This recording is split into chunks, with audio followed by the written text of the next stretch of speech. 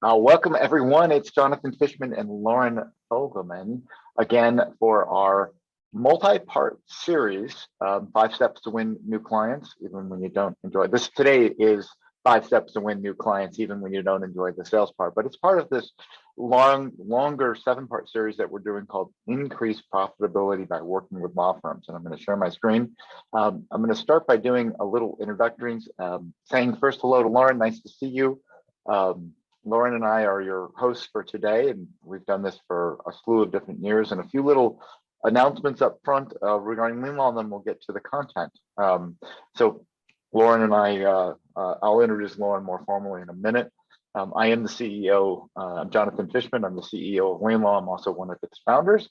And I think it's safe to say I'm an expert on law firm financials and running the business side of running a law firm. Here at LeanLaw, we help law firms handle all aspects of their financial management, from onboarding, the time entry, the draft invoice delivery, collections, and all of the reporting. Our unique secret sauce is partly our focus, which is entirely on the financial process.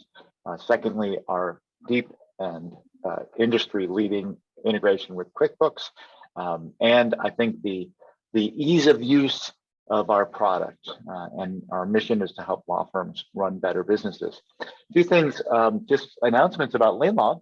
We're having a masterclass.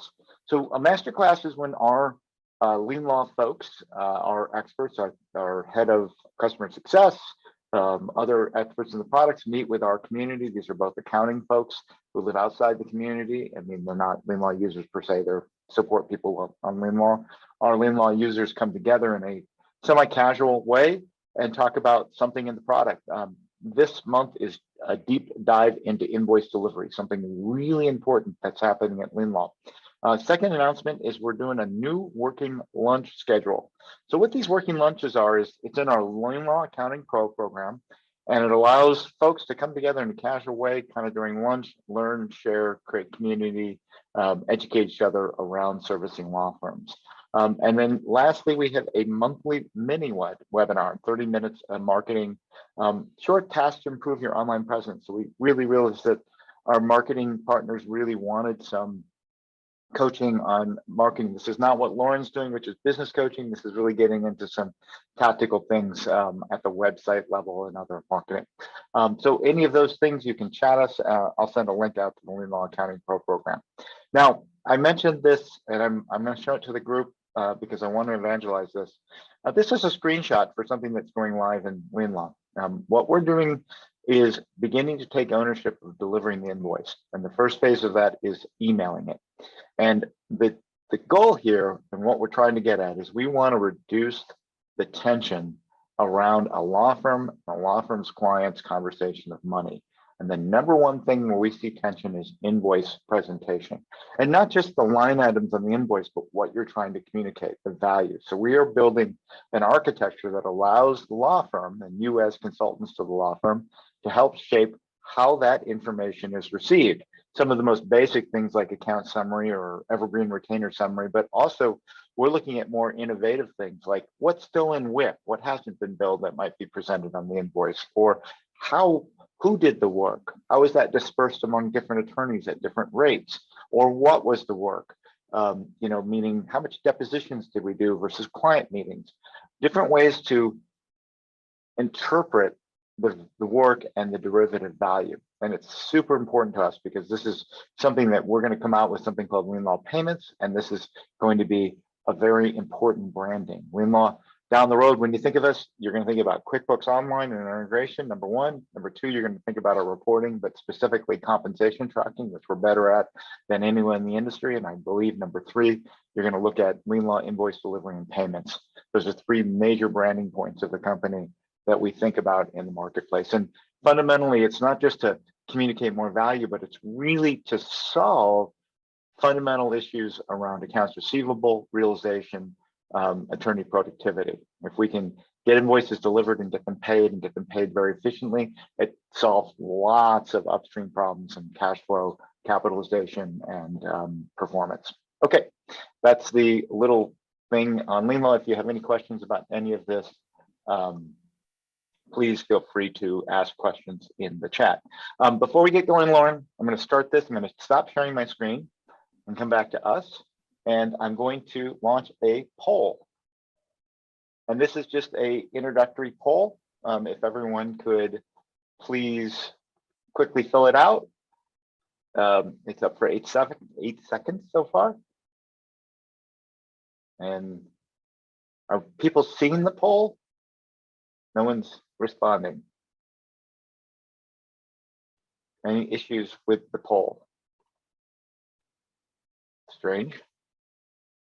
You got some responses. Oh, there they come. There you Sorry. go. I had to kind of We just had to get off of one screen and onto another. Had to nudge people into the poll. So I'm going to keep it open for a few more seconds. And this is a multi-one. Thanks, everyone. I know LeanLaw's making you do polls.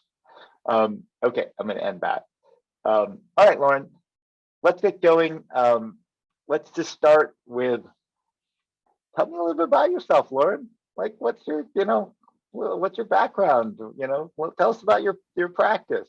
I am happy to. And first of all, I want to say, I love the fact that LeanLaw has really been listening to its clients and adding in the whole invoicing payment piece. That is going to be really a game changer, putting you guys right at the top. So really happy to see that new product coming out. A little bit about me is I'm a sports psychologist turned business coach. And what I have found is my education gave me all the tools, the know-how, the skill set to do what I do really, really well. But it also prepared me to be an employee working for someone else instead of a business owner or an employer, because there were 3 things that I had to figure out. One is how to be able to communicate my value, whether it's in-person networking, it is speaking, it's social media, how to be able to have the words to be able to explain things to attract those right people to me. That was number 1, is communicate my value. Number 2 is how to be able to enroll new clients when I don't want to be salesy. I don't like the sales part. So how to be able to change that whole process, which is part of what we're talking about today. And that's where I found out how to have what I call a value conversation instead of having to pitch my services. And then number 3 is how to be able to price my services when I didn't want to charge an hourly rate. And part of what I've seen is going through school, they have an entire department, school of business, but they don't usually offer even 1 class on sales, and they totally skip the whole pricing part as well. So that's what I found I need, and a lot of my accounting professionals that I work with closely need, is communicating their value, how to enroll clients without being salesy, and pricing your services if you no longer want to tie your fees to time. Okay, so 2 things. First of all, if the group thinks that we're a little casual, Lauren and I have been doing this now for almost 3 years, and we've done probably 10, 15 of these. So if you see me do a little shorthand or sort of cue something up, Lauren and I are good friends. We've done this a bunch, and so that's there. Lauren, so jumping in before we kind of dive into today, I'm going to share my screen again because I want to just show one quick slide. So this is the series. We talked about doing a series, and we're on session 4 of the overall series. And today is 5 steps to winning a new client, even when you don't enjoy selling. And I've put a link in the chat session to the other webinars that we've done so you can see the whole series. So I'm just going to start, Lauren, by asking you to kind of set the table a little bit, because this is your work, this is your vision, this is what you do. Tell us how this fits into the grander scheme of what we've covered before. We came out of our last session, which is how to raise your rates without losing client, which was a great discussion. We're going to end it with booster revenues for advisory services. So let the group know kind of the bigger picture of what we're trying to get done, and then bring us down into why is today important and how does it play off of the last sessions, please. The way that we set it up for this year, and we have a theme for every series that we do, is we really wanted to look at overall arching, increasing profitability, which is the theme for this year. We started off in January with earning more with your cleanup projects, which was really zooming in to something technical that you can put into play and create a process for onboarding and pricing cleanup projects in your firm. And then from there, we actually zoomed out of looking at being more selective about the clients that you work with. And we'll go into that briefly today as well when we kick this off. Raising rates is something that the majority of accounting professionals I meet struggle with. So pricing was definitely something that we wanted to talk about to increase profitability without having to work additional hours. Today, we're talking about, okay, you're attracting these right people to you. What do you want to focus on during that initial consultation that you have with them? And what is the purpose of that? And giving you some insights into that. The next one we're doing in September is a juicy new one that I just kicked off, put together, continuing to put some fine touches on for you, is really how to be able to add advisory services into your firm, because you know that that is the direction that the accounting profession is going in. And sometimes when it's something new, you have more questions than you have answers. So we want to give you some of the nuts and bolts to be able to start moving that direction with confidence. And then in October, we're going to talk about moving forward into 2023. Let's go ahead and in Q4 start to think about what it is that you want to achieve in 2023 and some of the things that you can do now in order to really be on the firm path to your dream firm. So that is pretty much what we're doing. Is we started out by zooming in, and now we're zooming out, giving you some of those strategic insights as well as tactical steps to really increase profitability and have a firm that you run instead of one that runs you. Awesome. It's just such good stuff. And I'm excited for those, for both of these upcoming ones, but particularly the 27th, and really helping the group kind of think forward into 2023 and make that done. I'm going to come back to us and get us going into the conversation. Now, another poll. So we want to start with a poll. So I'm going to pull up the polls and launch it. Okay, so the question is, do you pre-qualify clients? And let's see if the group's up. They're back in, Lauren. Now we've got them. They're on it. Okay. And if you're not sure what that means, pre-qualify means, do you actually screen them before they get onto your calendar to make sure that you're talking with people that are a good fit for you? Just to go ahead and define that a little bit more. Yeah, thanks. And I did put in the chat, if you have any questions, please let us know. I want to make sure that we are giving you what you need so that you can take this and implement.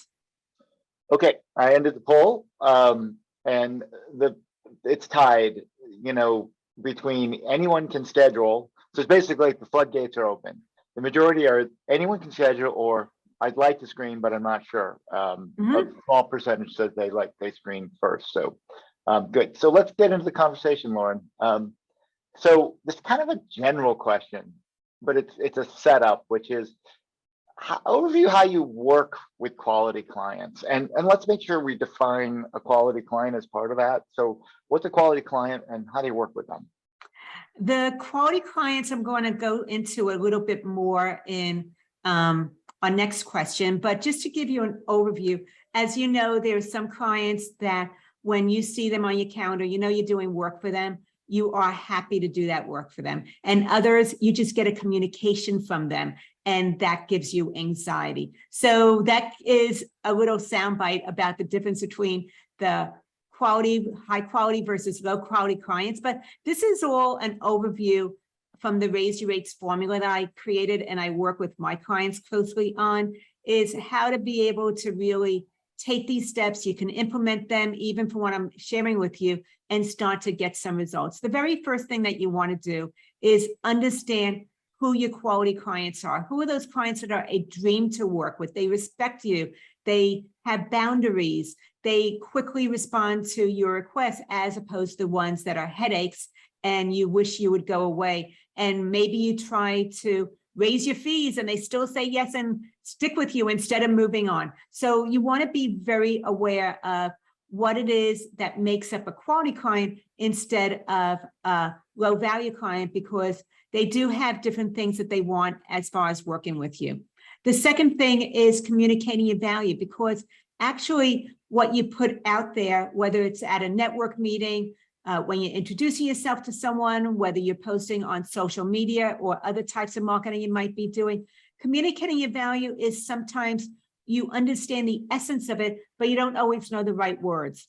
And the words you use can either be attracting a low value client that you really don't want to work with, or a high value client. So we want to really fine tune and know the words to attract those high value clients to you. Number 3 is about packaging your services. When I look at most websites for accounting professionals and I go to their services page, there's a long laundry list of all the different things that they can offer and do. What I encourage is going away from those a la carte services and creating package bundles. And each one will meet a particular type of client's needs depending on where they are in their business journey, as well as it will be more outcome focused. So this is the way to start separating your fees and time. And that goes right into number 4, which is value pricing. It is possible to be able to earn 2 to 3 times more without any additional time spent working when you understand pricing and realize that when you're pricing for time, cost, and maybe building some profit margin, you're still leaving money on the table. And when you start to look at value pricing, where you're pricing the client, you can actually earn a lot more than what you would currently do when you connect your fees to time. And then number 5, which is what we're taking a deep dive into today, is consultation mastery, because so many accounting professionals, similar to me, do not like the sales part. We don't want to pitch. And this is by figuring out how to have what I call a value conversation, where we're asking great questions. And as a result of that, they want to know more. And this way, we're inviting them to work with us instead of trying to sell someone into working with you. So those are the 5 steps of the Raise Your Rates formula. And even if you take the essence of them, you will start moving your firm forward into being more of your dream firm. But it's quality clients, communicating your value, packaging your services, value pricing, and what we're talking about today, which is consultation mastery. So a few little notes. One is when Lauren says, she can help people earn 2 to 3 times more, there's some validity to that. And she's had some use cases with other LeanLaw accounting professionals, people in our community. So it sounds like, wow, really 2 to 3, she's really helped coach that. So there's value there. And the other thing I want to talk about from the LeanLaw, just to kind of complement what you're saying, is, I do it. Historically, we've recently hired a salesperson to lead our sales efforts, but historically I've done all the sales. I mean, up until 2-3 months ago, I was responsible for every dollar earned in LeanLaw. And there's something magical about finding that, ideal client. We call it an ideal client. You call it a quality client or high quality client. It's kind of the same thing. And it's almost an oh wow moment for both of you, client and you selling, in the sense that you're saying the same words, you're communicating in the same concepts. There's no hard objections. You're really clear about how that alignment is there. And it's really joyous, because at LeanLaw, we don't like to sell. We like to help people buy. And when we have that right client on the other side, helping them buy is joyful, because we know the impact of our solution will be, we know it's going to be good for them. It's the bad client that we know is like, oh, this is going to be a pain. We sometimes still take that because we're a software company and it's a little different than a consultative company. But nevertheless, joy is great and heartache is bad with clients. I think we'll say that. So Lauren, moving forward, obviously you're speaking to accounting professionals all the time who are working with these sort of initial consultations. So for the purpose of today's discussion, let's get into this high value client. I sort of led it in the previous question, but now dig in and let's talk really about what that looks like. And I put in the chat, what qualities do your headache clients have? So I would love to hear from you. Please answer. What is it that you see about a client that makes them a pain to work with? You wish they would go away. They give you anxiety. Would love to know what that is for you. But as you're starting to work out, and maybe even as your firm continues to grow, you just accept everybody who's willing to pay your fees.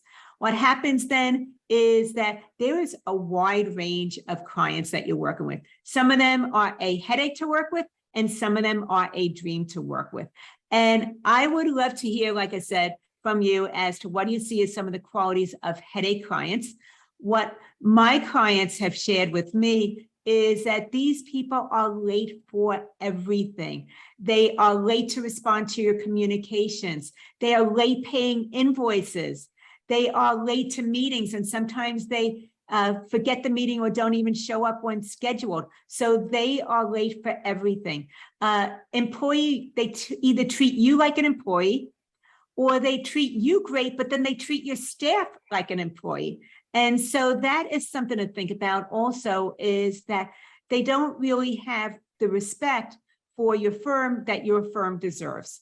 Another thing is that communication. They are on demand. They expect you to drop everything and immediately respond to their communications.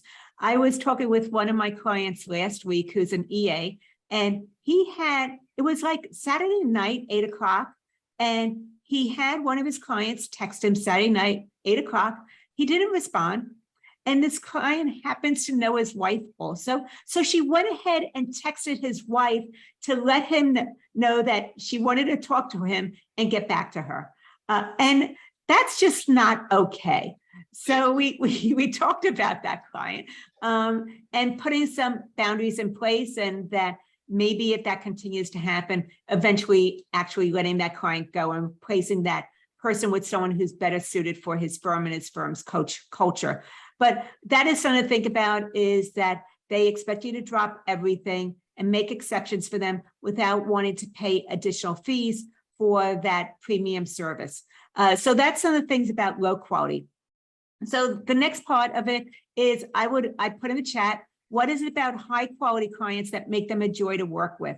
And would love to hear from you as to what you see as a high quality client, the ones that are your dream clients. And with my clients, what they have told me is that these people respect them. They actually follow through with the recommendations that they're giving and implement. They are quick to respond, whether it's to a communication, paying an invoice, showing up for meetings.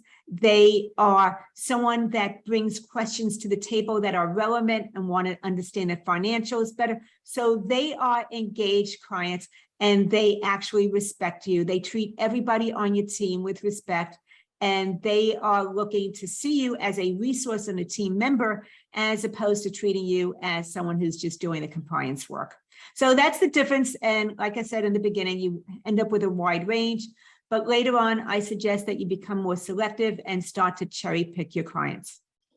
I want to add a nuance here about law firms, because I've seen thousands, literally, and how they interact with outside of common preference. So professionals. And one thing you want to know about law firms is that right now we have this mindset that boomers, or this trend that boomers are running law firms and they're aging out, just the actual reality. And the pandemic accelerated this. And what's coming in are Gen X people and Gen Ys that are leading, and millennials that are driving the voice of that. The mindset of the boomer had a high tolerance to manual work, and specifically in the bookkeeping and accounting community. And one of the indicators of what I think a bad client is when they force you to live on an antiquated tool that causes you to do manual work to ensure accuracy and reporting. And the mindset there says, hey, we don't want to modernize, we don't want to work. I don't value the labor you're doing, I'll just pay for it. And you might say, that's fine, I have a staff person that does that and they'll do it, but that doesn't spark any joy for anyone, and it doesn't move anyone forward. And so what we found is the best firms that we work with at LeanLaw are taking that sort of old school mentality of we'll just do it manually. And I don't mean the full ledgers, but I'm talking about comp tracking or trust accounting and things that get into the minutia of bookkeeping, and saying, hey, let's look for new workflows. And let's first modernize the invoicing and billing platform, hence LeanLaw and QuickBooks, but then look for opportunities to do things on payroll and accounts payable, accounts receivable, dashboards for data visualization, et cetera, et cetera. And that's when Laura gets into advisory and other kinds of things. Those are the nuggets that these new modern thinking law firms are looking for. So you just have to be conscientious and aware. I was just talking to a firm, we're in a sales process where the firm's just like, we don't care what you do manually, we'll just pay for it. So we're going to make you use this crappy software. it's money, it's a good contract, the person doesn't want to leave it, and that's a kind of tussle that Lauren will talk about between good clients and bad clients, but ultimately you're trying to find those clients that really want to modernize. Okay, we're going to shift gears, Lauren, talk a little bit about some sales tactics. So I know as a CEO, I was never trained in sales, but I had to sell. I have to sell every day, internally, externally, to my investors, to my staff, but most importantly, transactionally in the sales, and no one's ever trained me.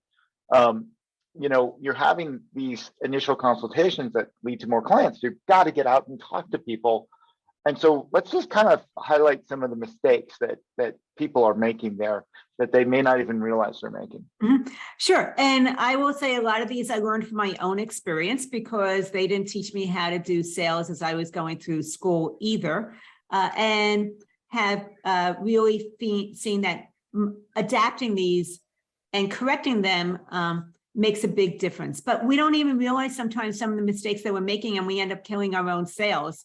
And that was true for me in the beginning too, because you might find that you're talking too much. That might be the first thing, is that you are talking much more than you need to, because of the fact that you think that that's what you're supposed to be doing, is selling something, which is why we don't really enjoy the sales process.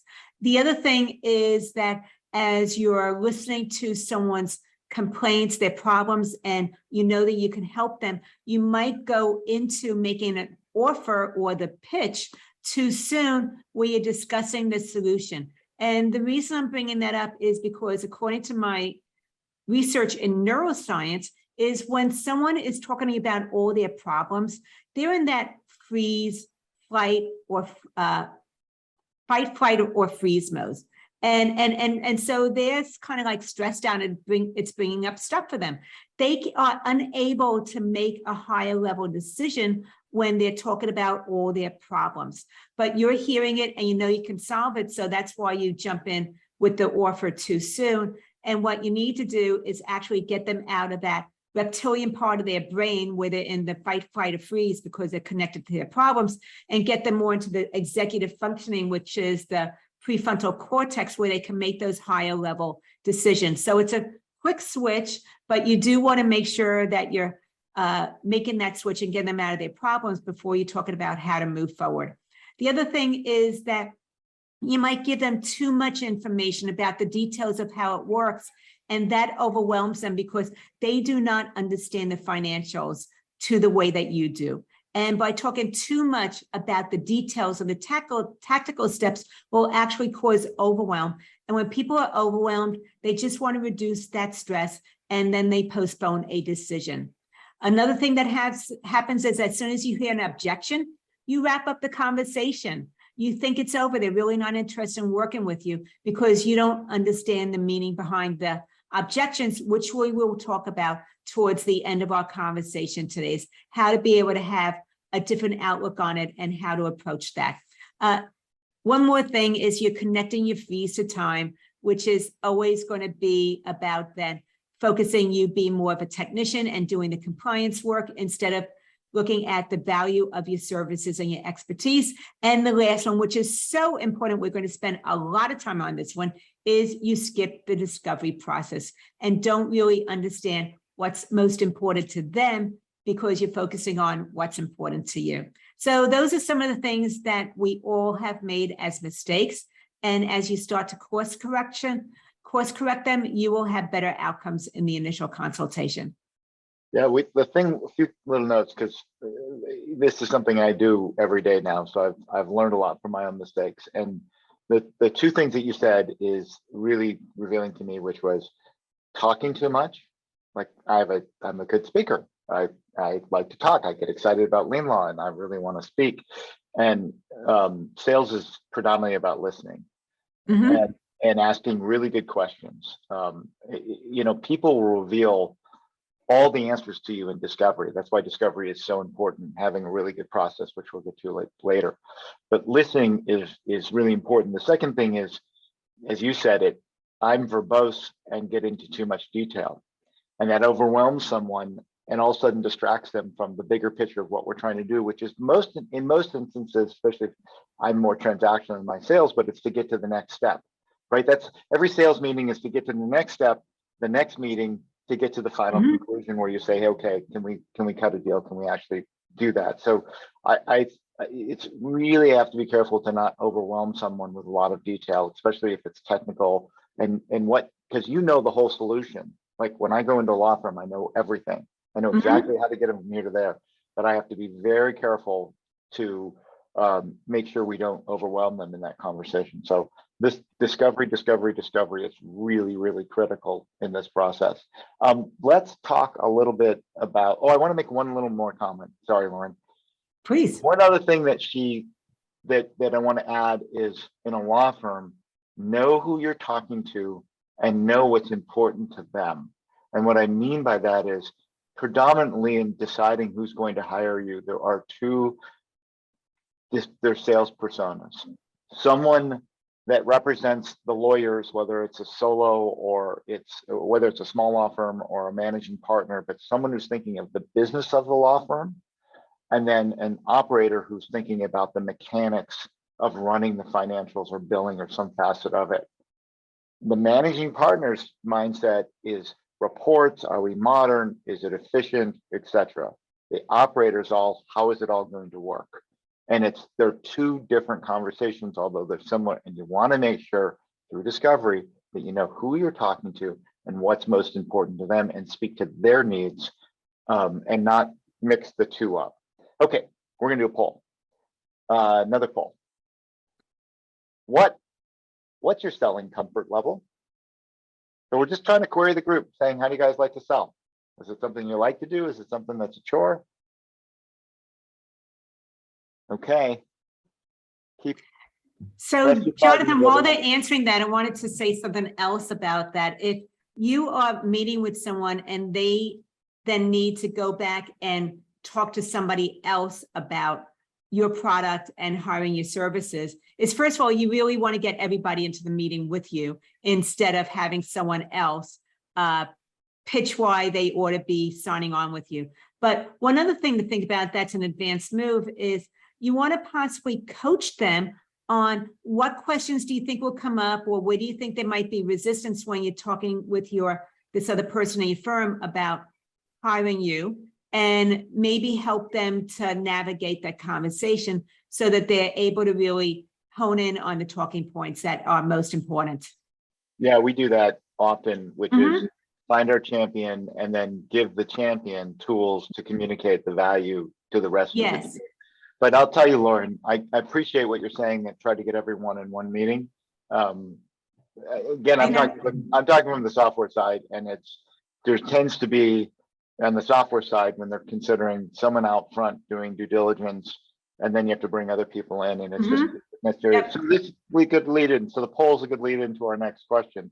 86% of you said, I don't really like to sell. This is not my favorite thing. That's only 14% said that they really love to sell. So, you got a business, you got to sell. So how do the professionals enroll new clients if they don't like the sales part? Well, then don't sell. So that's where you and your potential clients are on the same page, is that you don't want to do the selling and they don't want to be sold to.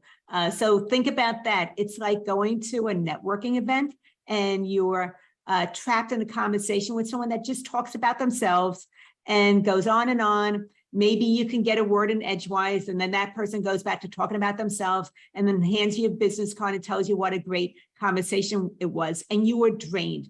You just want to go home and get in your comfortable clothes. So do not be that person where you're trying to sell to someone else. It's not really a win-win, because people don't want to be sold to. The thing to consider is, with this initial consultation, it is to determine if there is a fit between you and this other person, because I want you to really engage quality clients who you enjoy working with, as opposed to the ones that drain your energy and want to take as much as possible and pay as little as possible for all those exceptions. And some of the things to think about as you're doing this is that it is possible to actually educate them about you and your service prior to the initial consultation. And you can do this by the information you have on your website. Maybe you could have a video there, maybe you have blog posts, but people are going to typically go to a LinkedIn profile, a Facebook profile, to your website, to get a sense about you before they actually meet with you, and use those things as a way to be able to educate them about you and how you work with your clients before you actually get into a meeting with them. Because of that, they're more likely to come to the meeting seeing you as an expert and a consultant, as opposed to a technician, if you know how to communicate your value in those different types of presence. And by doing that, you find that you end up more with speaking with the right people who are actually ready to make a decision, as opposed to people maybe that are in a different part of the sales cycle where they don't even know if they want to make a change or move in this direction, or maybe they're still in the research phase. So you want to really make sure that they are pre-qualified and that they've done the research and are ready to make some type of decision when they are meeting with you, because those are going to be a very different conversation than if they're still kind of figuring out if they have a problem and want to pick your brain, or if they're comparing you to like 5 other choices. What's been your experience, Jonathan? Well, I think the most important thing is that people buy people. And in every instance, and I have to kind of coach my salesperson to do this, is to not to sell, but to talk about the business, their problems, and how to solve them. And what I found is that initially I had so much intimidation in talking to lawyers, managing partner in particular. And it really was that I didn't understand their vernacular and I didn't understand the common pain points. And so now when I start a call, I'm standing across and it's my own confidence. It's like, I know your business. I don't know it in detail, but I know generally what your pain points are. And I understand how to solve it. And this is really important. I really encourage the group to think about this. I stand across them as an expert and an equal. I am not a subordinate, and I am not a commodity, and I am not just a tool. And as I stand there, and that's our brand, and that's what I coach to my team, is that we are their equals. They are not transactions. They are not widgets to us. They are people who are trying to make their businesses better, and that's our mission. And it was a really important revelation to stand and know with expertise that I know as much about your business, at least in my niche aspect of it, right? I don't understand document management or the nuances of law, but when it comes to, the things that they come to LeanLaw for, the accounting, financial packages, reporting, compensation tracking, etc., I know my stuff, and I stand very confidently. And I think that's a really important note as you interact with other professional services, and particularly law firms and lawyers. The minute they get your expertise, they're like, okay, now you can have a real conversation. So it's actually you're selling by just having a conversation with them about your business. And they understand and then come back and say, I want that person in the game on my side because they get what I'm doing. They understand the law, the accounting of it. They understand the tools I use and the requirements. And I think that's a really important thing if you're going to work with lawyers, is that you have to stand up and say, I know my stuff, and I can support them at the managerial level of the managing partner, but also the ops. I mean, Lee Allman's with us, who's part of our LeanLaw Pro community, and he does that. He's got to talk to the managing partner, but he's got to be in the weeds on the operations and shows that his expertise and his chops in both places. And that gives the law firm the assurances that they can trust this really important function to that person. Okay. One other note on social profile. It's overlooked, and a lot of people don't think about this, but just keep this in mind. Someone says, hey, what about Jonathan Fishman? I heard he's a good CEO or whatever. What's the first thing they're going to do? They're going to go to their mobile phone and they're going to Google him. And what are they going to see? The major social profiles. LinkedIn will be number 1, Twitter, Facebook, etc. will be 2, 3, and 4, and they might see my profile on LeanLaw. If you on this group are not having, if your brand and your expertise are not equal in your social profile, you're making a mistake, because someone's going to Google you in a minute and they're going to go to those sites, and that brand has to be equal to your offering. If you ignore it and your brand is low, they're going to be like, who is this person? And okay, Jonathan, I think we should note that for a future topic, because it's really a hot topic. It's in our marketing, but I wanted to make the note because you talked about it. Okay, Mhm. I'm going to move forward. We have another poll. No, we have a question. Sorry, got my things. That's So, okay. during that initial consultation, what do you focus on? You know, what do you suggest that they focus on when they get into that conversation, have that opportunity? Well, I think that I'm on the same page as you are with all the things that you mentioned, Jonathan, and I'll just probably say them in a little bit of a different angle. I want you to have a remarkable conversation as opposed to a forgettable one. And the way that you do this is by stepping into your client's shoes, the person that you're meeting with. What you want to focus on, and we'll go a little bit more deeply into that in a moment after the poll, is you want to understand their challenges. You want to educate them about the solutions that you can offer. And by doing that, they start to see the value of working with you. As Jonathan was saying, this puts you more in an advisory or a consultant's position where it highlights your expertise as opposed to them seeing you as a technician. So when I fully agree, I want them to see you as an expert, but you're an expert on the financials, whereas they're an expert in law. So step into their shoes and focus on what's their challenges, educate them about the solutions, and then they'll see the value of working with you. And the other thing is, I recommend that you have what I call the 70-30 rule. And the 70-30 rule is where they are doing 70% of the talking and you are doing 30% of the talking. Now, right now it might be flipped where you're doing 70% and they're doing 30%. We want to have them doing 70% of the talking. You might be wondering, how does that happen? And the way to happen is to have you ask great questions. When you ask great questions, you will find out so much about that beyond the compliance pieces of how many bank accounts, how many transactions a month, about their trust accounts. You're going to really find out the essence and the nuggets of what makes them tick and how you can add value.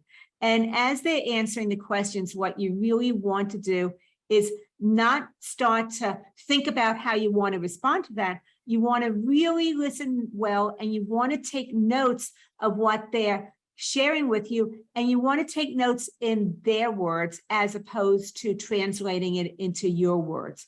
Because when you use their words, you're then communicating in a way that they get it, as opposed to possibly having a miscommunication because you translated it into the right accounting words.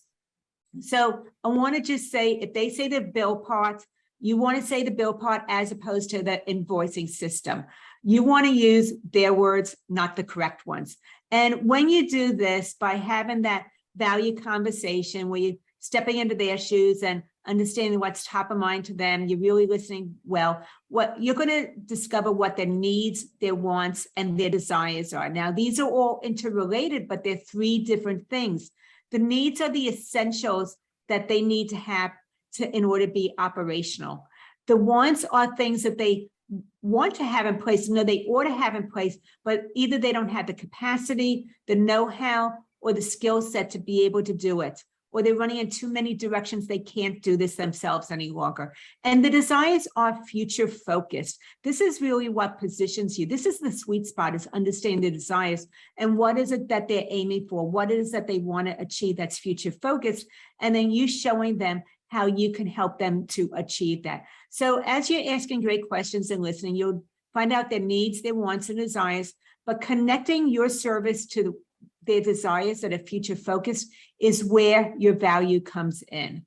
So those are some things to think about during the initial consultation and what you want to focus on. Yeah, language, the one thing, a little side note, language is, I'll launch the poll and say it while the poll's on. Mm-hmm. So here's the poll.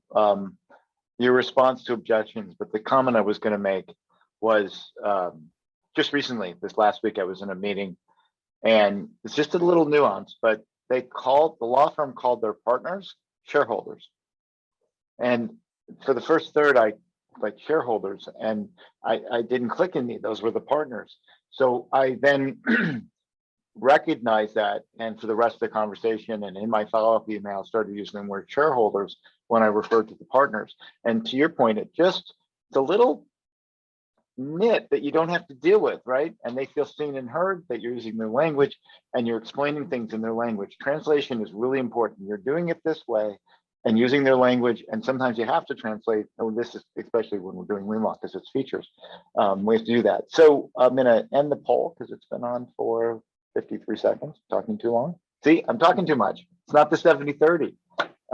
It's like 60-40. It should be 70-30. Most of you said there's room for improvement, and the others felt like you handled it like a pro. So it feels like there's some room. So, Lauren, what are the best questions asked during that initial consult? Well, I'm going to go ahead and put a resource in here that actually gives you a script, but you can go to businesssuccesssolution.com/script. That's in the chat if you want to get some of the exact consultation questions that you want to build into that initial meeting. And Jonathan and I had a conversation. There are definitely essential questions that you need to ask in order to understand the needs from a financial point of view for working with a potential client. But there are some things that tend to be left out of the conversation. And not that you don't want to leave them out, you just didn't think to ask them or that they would be important. So I want to give you 3 types of questions that you might want to consider building into that initial consult, which will really help to be positioning yourself as that go-to expert. The first one is the how much question. How much time is this costing you? How much money are you losing because this has been going on? How much money do you have to gain if we were able to take this over for you? How much time would you be able to get back to focus on your clients and business development? So you want to ask some questions about how much, and those were some examples. And then the second set of questions you want to ask have to do with emotional cost, because when something is not going well in their business, there's frustrations, there is stress going up. It is something that is top of mind because it's not delivering the quality that they want it to be. It's messy. So you want to ask about what are the frustrations that they've been having, what are the concerns they have, even if they want to move forward doing this. Do they have any concerns about having this in place or hitting those revenue goals? So you want to find out what some of the worries are, the questions are, because now they're actually starting to share some objections that they might have later on with moving forward with you. So you really want to hear what some of those concerns are, what they've been tolerating, and that is something that will help to possibly even eliminate some objections down the road. And then the third type of question you want to ask is what I call the work-life equation, because work-life balance is a term used a lot, but with a lot of business owners, law firms, it's not fully balanced where it's 50-50. Let's just be there. So there's an equation, there's some type of ratio. So what is that work-life equation? And this is recognizing that when things aren't going smoothly in the law firm, then it comes home into their personal life as well. It might be that even though it's the end of the workday at 5 o'clock, they're still going back to their computer after they put the kids to bed and their house is quiet and doing some more client work. Or when things aren't going well at home, that can affect their workflow and their focus as well, where they're not quite on top of it. Or this other thing that happened is now keeping them from being as focused as it could be. So there's something to recognize that there's this workflow equation. And when there's stuff happening at work, it goes over into their personal life. When there's things happening at home, it comes over and affects their focus at work. So those are the types of questions you want to think about adding into your initial consultation, is the how much question, emotional cost, and work-life equation. And once again, that resource gives you some of the exact questions to consider. It's at businesssuccesssolution.com/script. Just to offer a different perspective on questions that I would ask, which Lauren's kind of giving you more of the, she's giving me a different sort of structure, but just some things that we ask that are very revealing. Number one, what tools are they using today for accounting and bookkeeping? It's very revealing because if they're on-premise old tools, then there's a modernization question. And is the firm equipped to modernize, meaning culturally and mentally? It goes right into her work-life equations and emotional costs. But understanding the workflow tools are really important. 2, trust accounting. Is it important to the firm? If it is, what are their workflows and best practices related to that? Because there's a compliance question related to trust accounting and handling those funds, which offers an opportunity for you to say, we know how to handle trust runs. We can ensure that you're compliant and won't lose opportunities. You won't have issues with your state bar associations.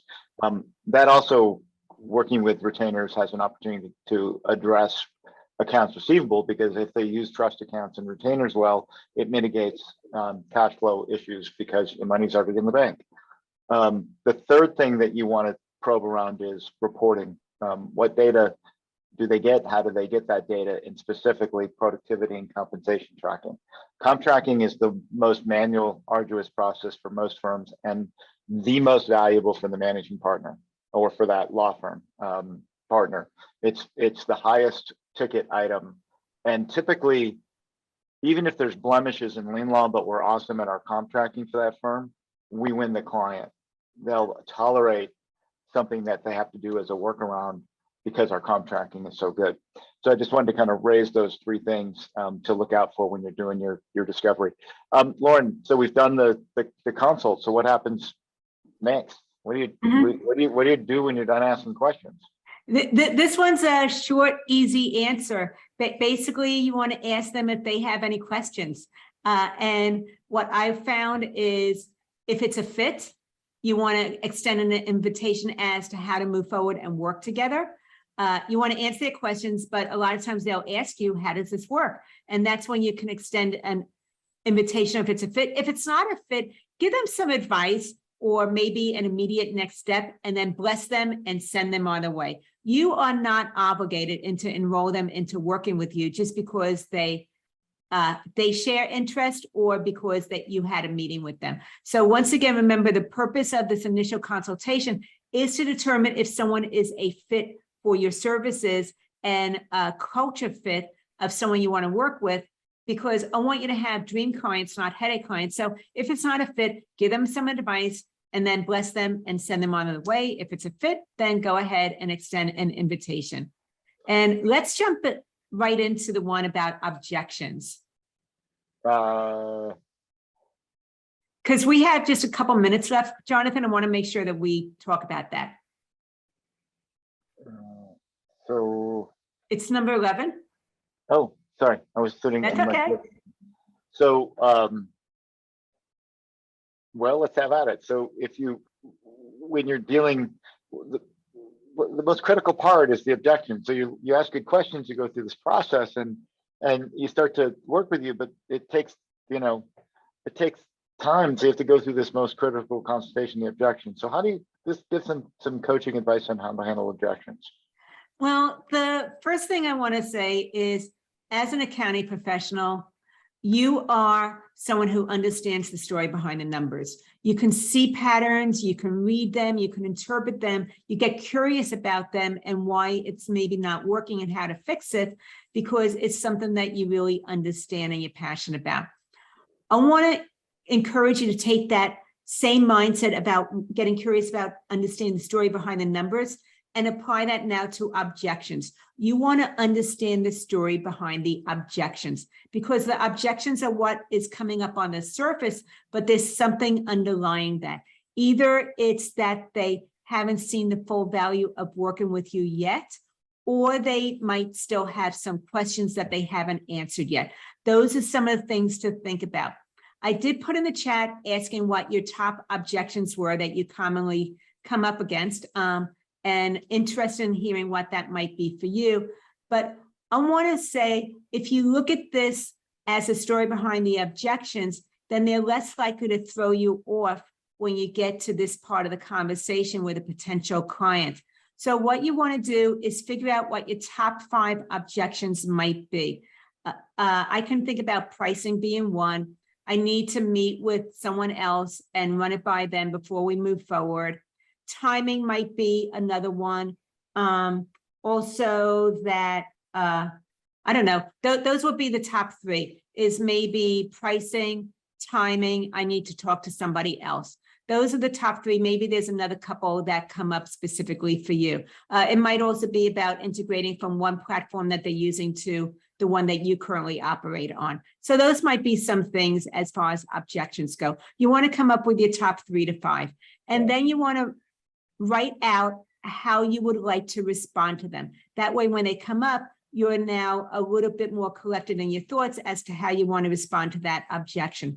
Afterwards, I suggest you do a soundbite. You actually want to practice it out loud, because what you write out as a soundbite and how you actually say it will be two different things, and you don't want it to sound scripted. So I would say get in front of your mirror, talk to your furry friend that you have at home, or talk to a coworker and practice role playing. But practice that, saying that soundbite out loud, because you'll get more comfortable and it'll sound more natural when it actually comes up. And by doing those things, you're then more prepared to respond to them and dig in a little bit deeper to understand the story behind the objections, then viewing it as confrontation or pushback. One more thing to think about with the objections is when it comes up, you want to remain neutral, like Switzerland. You don't want to defend yourself and try to convince them why they should see it your way. And you don't want to cave in, giving into their objection, because then you're going to close down the conversation too soon. So once again, you want to hear the objection, you want to acknowledge it, but you don't have to agree or disagree. What you want to do is get curious to understand that story behind the objections. Yeah, Laura said a really good one, which is, this is the way we've always done it and it's worked. And we get some of that. We call that sales persona Colleen. Colleen, someone who is sort of resident in her workflows or his workflows and doesn't want to change, and has, the law firm has given them too much power, and they're holding the whole law firm back. So we have that, so we can speak to it. And the best thing you can say to that is either one, saying, I get that, I understand this is the way you've always done it, and begin to kind of demonstrate how the new system is more effective. But in many instances, that person's barrier is really overcome by getting the senior person's buy-in to the macro change. They're hiring you to make an improvement, and it's important that they see the broader vision so that they can say that. The last point is that in LeanLaw, we've often say something like, well, let that person do it that way if they've always done it that way.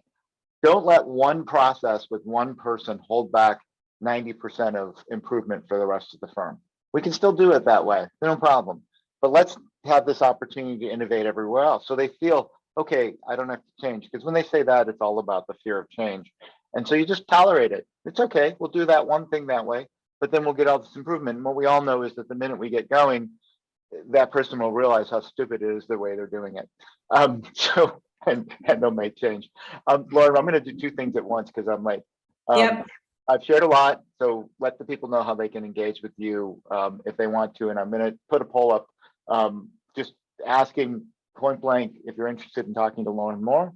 And then I'm going to do one last poll. So don't leave. I'm going to do one last poll after this very quickly, which is rating the webinar. So let them know how they can engage with you if they want to. First of all, I want to say thank you for taking time away from working in your business. I know how busy you are. Joining us today, working on your business. My intention is, from our short time together, even if you got one nugget you can implement immediately, that is time well spent in order to move your firm forward.